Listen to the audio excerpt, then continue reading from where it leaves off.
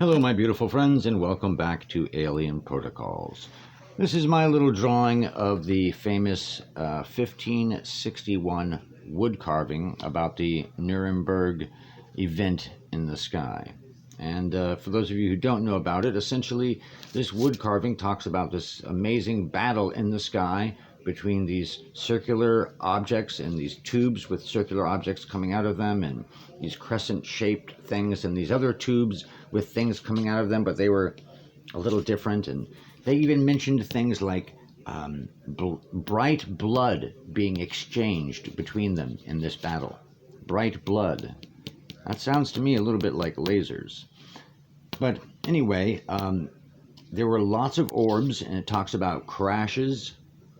And in fact, this woodcut has an image of a specific crash and crash location. And it's very, very fascinating. And so you wonder, are these two different forces really battling? Is this a real battle? Well, it appears to be so because of the crashes and the apparent violence of the incident. But then why, at the end of this battle, it ended with this giant double triangle flying through? And in the woodcut, this white thing is coming out of these two holes, and the white thing is a white string. It's not really a spray like this, and it's not putting out the fires. I just took a little creative liberty.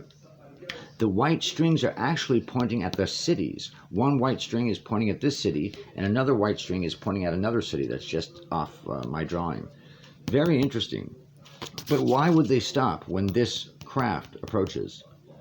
Apparently, it seems like this side of the forces have these giant crescent-shaped craft.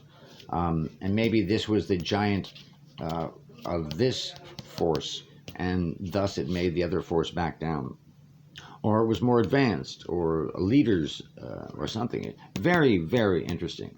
But it's one of the earliest reports of orbs in terms of air and UFO stuff.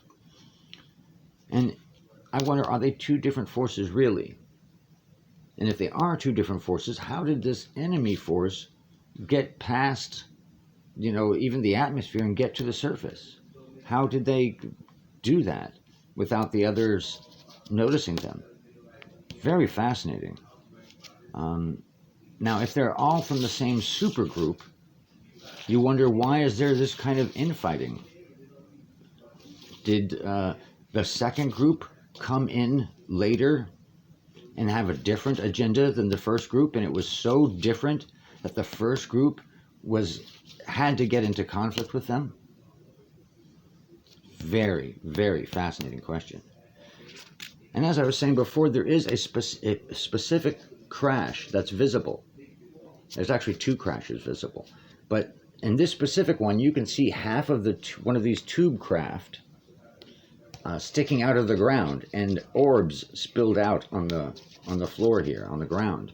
And if you look at the topology of the land here, and in the actual woodcut, which I highly suggest you check out, and considering this town and the other little town over here and the land topology, it seems pretty obvious to me that this location in Nuremberg could be found.